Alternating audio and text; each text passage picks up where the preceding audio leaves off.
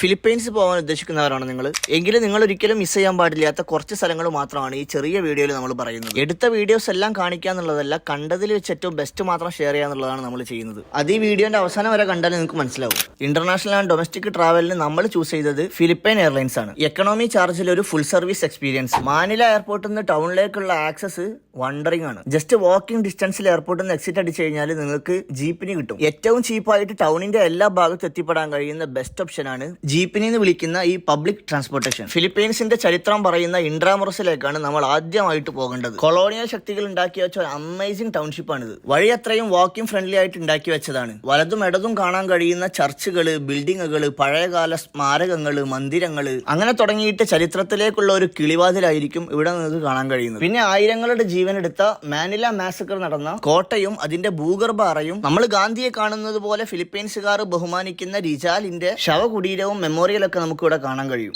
Shopping, purchasing ഒക്കെ താല്പര്യമുള്ളവരാണെങ്കിൽ just go to mall of Asia. അതിവിശാലമായി പരന്നു കിടക്കുന്ന one of the biggest malls in ഏഷ്യയാണിത്. ബട്ട് തിരക്ക് പിടിച്ച യാത്രയാണെങ്കിൽ പ്ലീസ് സ്കിപ്പ് ഇറ്റ്. ചരിത്ര സ്മാരകങ്ങളെല്ലാം കണ്ടു കഴിഞ്ഞാൽ നമ്മൾ നേരെ പോകുന്നത് എൽനിഡോയിലേക്കാണ്. The wonder beauty land. South east ഏഷ്യയിൽ തന്നെ മറ്റേത് രാജ്യത്തും ഇല്ലാത്ത മനോഹരമായ ലഗൂണുകളും ബീച്ചുകളും ഐലൻഡുകളൊക്കെ ഉള്ള ഒരു പക്ക എന്റർടൈനിങ് ഡെസ്റ്റിനേഷൻ. എൽനിഡോയിലേക്ക് അറൌണ്ട് ഒരു 6 hours വരുന്ന ഒരു വാന്, ജീപ്പ് എടുത്ത് നമുക്ക് പോവാം. എത്തിക്കഴിഞ്ഞ ഉടനെ ഒരു പാക്കേജ് എടുക്കുക എന്നുള്ളതാണ്. പിന്നെ ഒരു പകല് മുഴുവനും പടച്ചോൻ കടലിൽ ഒരുക്കി വെച്ച അത്ഭുതങ്ങൾ കണ്ടുകൊണ്ട് ഒരു മനോഹരമായ യാത്ര. ക്രിസ്റ്റൽ ക്ലിയർ ആയിട്ടുള്ള വെള്ളം, ഡൈവേഴ്സിറ്റിയുടെ പര്യായമായ സ്നോർക്കലിംഗ് പോയിന്റുകൾ, അവിടുന്ന് ഇതുപോലെ ഒരു സീ ഫുഡ് ലഞ്ചും.